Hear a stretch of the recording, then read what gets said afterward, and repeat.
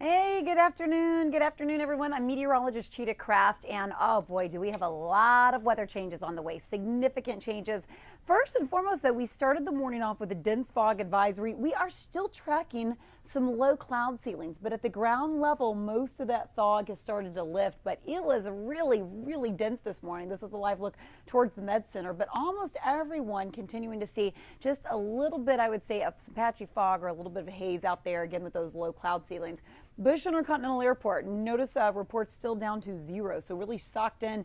If you're in Humble or Atascocita, you're saying, oh, I know, I can hardly see in front of me right now. It's really foggy still. Right along the immediate coastal area, still down to a half mile in Galveston. Notice Angleton just a little bit over a mile there. Similar there for Pearland. Friendswood probably about the same.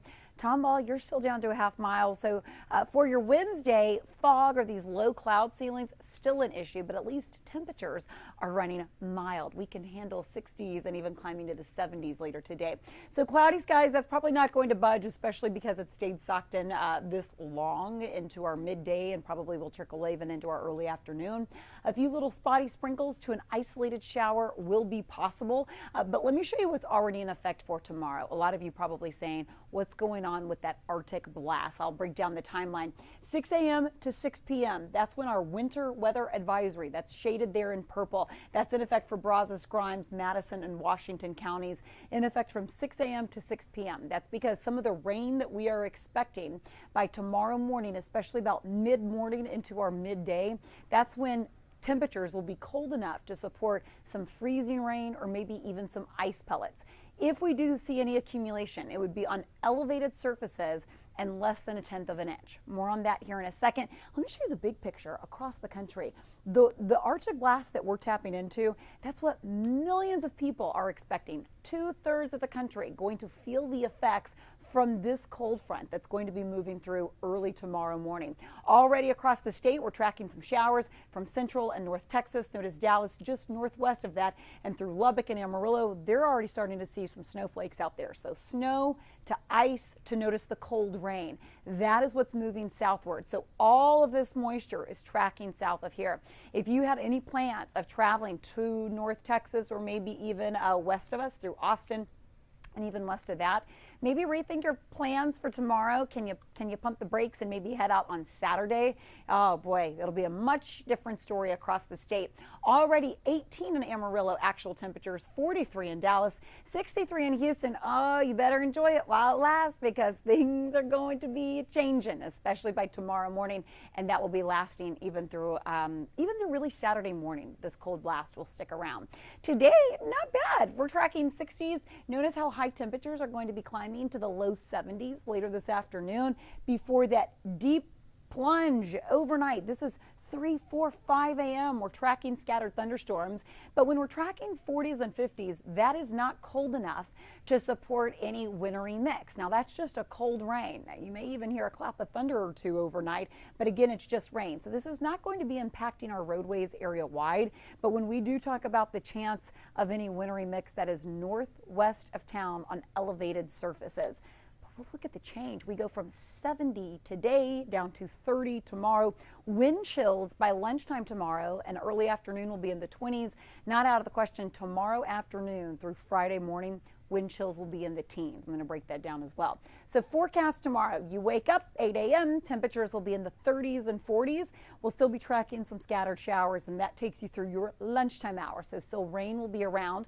I think this will just be a cold rain. Again, for most of you out there, everybody's going to be talking about just how cold it is, but that should be about it as far as the chance for any ice or snow. It's really, you have to get almost out of our viewing area towards Dallas, Fort Worth to actually see a better chance for that. Tomorrow afternoon, you see that temperatures dipping into the 20s and 30s, wind chills in the teens, and that hangs with us through Friday morning. So I can't stress enough this big Arctic blast that we're going to be picking up on. We go from 70s today down to 30s throughout the day tomorrow. A better timeline for you. Mild temperatures for your Wednesday afternoon today. Notice showers after 4 o'clock. That'll pick up to even some thunderstorms overnight. Now temperatures tomorrow during the day on Thursday, they rapidly drop. We may even go from 40s overnight down to 30s really quickly by mid-morning, and we stay that way to maybe even 20s expected Thursday evening into Friday morning, and that's where we pick up these wind chills in the teens. If you're saying, okay, I live in LaPorte, I live in Texas City, I live in Galveston, what about us? It'll be the same thing. You're going to see a rapid drop in your temperatures. I'm not expecting any freezing rain, especially the further south you travel, just because temperatures will be above the freezing point, but it's the wind chills in the 20s and the teens. It will be impacting everyone across our area. So again, keep that in mind, just how cold it's going to be. In fact, let me show you here what our models are suggesting. This is a 6:30 tomorrow morning, so Thursday morning, 6:30. You're waking up to wind chills, feels like temperatures in the 30s area wide, potentially even 20s north of town. So even along the coast, if you're saying I live in Pasadena, I live in Galena Park, I live in Pearland, Friendswood, down to Galveston, feels like temperatures in the 30s, maybe low 40s. Now I'm going to continue our future track through Friday morning and show you how everyone out the door on Friday, this is 9:30 Friday morning, so that's even after we reach our low temperature of the day, area wide, teens and 20s. So we go from 70s, mild, muggy out there right now, 60s and 70s this afternoon, to feels like temperatures in the teens and 20s. So take a good look at this map. It doesn't matter where you live, where you're going to be here Thursday and into Friday. You really want to prepare yourself for how cold it's going to be feeling, especially Friday evening, Thursday evening through Saturday morning. So we have a couple days we're going to be watching and tracking these really cold temperatures. Today, 70s this afternoon. Notice that little peak of sunshine may not even be a peak because of this fog has lingered so long. We may just keep it really under cloudy skies, and some of these clouds are producing some low ceilings at that. The late showers are after 4 o'clock, so I do think you're going to be able to get your carpool runs in, and then that's when some of these showers will kind of pick up. Then overnight into tomorrow, we'll wake up with 40s. Temperatures will be dropping to the 30s.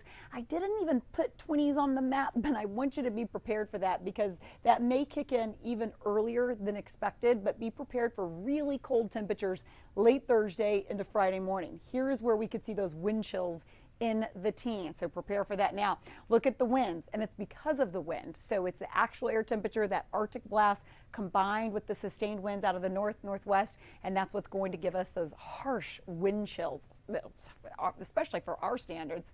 Saturday, this is the good news here. Notice how we start off below the freezing point, but then by Saturday afternoon, we're going to pick things back up into the 50s, and it's the timeline of this and how cold these temperatures are that are the big change from last February's a harsh, deep freeze. It's a shorter time period, so think we're going to stay below the freezing point for a solid maybe day.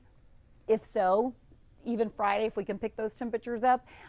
Where remember last year, we had several days below the freezing point. We were tracking even single-digit readings, so a very different story. And then about the rain, everyone expecting to see rain, so cold rain, but really only areas northwest of town will be looking at the chance for that freezing rain to sleet, and it's just because of where that cold air falls. So let me show you the advisory again. This is new.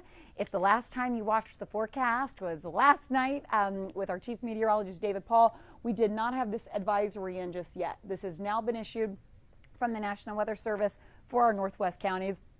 But if your plan was maybe to commute north or westbound tomorrow, maybe rethink that. You just won't have to second guess some of those roadways, especially those elevated surfaces, any of the bridges or overpasses. This is where some of our accumulations, you know, when we're saying that, still less than 1/10 of an inch. I can show you that on this model run as well. This is the GFS, and I'll show you some of where this freeze line. So this is through tomorrow, 9:30. Notice the hot pink, that's minor impacts, and that's mainly elevated surfaces. But I do think that freeze line is starting to creep down a little further south, and the reason, our temperatures are going to be a little bit colder than what was previously expected, and that cold air may get here just a little bit faster. So I'll also show you here our future track as far as the rain goes as well. Today, getting into this evening, notice 8 o'clock tonight, notice some of the showers that are popping around. But when you look at this map, it's just green. So today you're talking 60s and 70s, the chance for some rain showers, but there's not anything too impressive. However, at 8 o'clock, already trying to suggest, there's some areas northwest that are already starting to see a decent little temperature drop. And then, you know what I'm going to do? I'm going to stop this since we are live.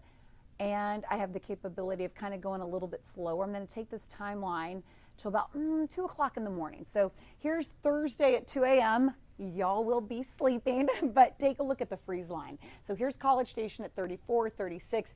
This is getting colder again really, really fast. So once that Arctic air gets here, these temperatures are going to plunge. It's going to be a very quick drop from what we're going to see today. These temperatures in town overnight and right along the coast, they're trying to make that transition, but that cold air is going to take a little bit more time. So now I'll get into about 5, 6 a.m. That when you usually wake up for a little bit later, but 6 a.m. tomorrow morning, notice now we're talking 20s and 30s actual air temperatures. When you see the pink, I don't want you to think about ice accumulating. So if you're saying, okay, I do live in Brenham, if you're watching from Tomball, maybe Cypress, Jersey Village, maybe some areas in Montgomery County, this is not saying there's accumulation on the ground, but they're saying if you're looking at the chance for showers, some rain, you may look out your window at 6, 7 a.m. tomorrow morning and see some sleet or some freezing rain or just a few ice pellets mixed in with some of those rain showers.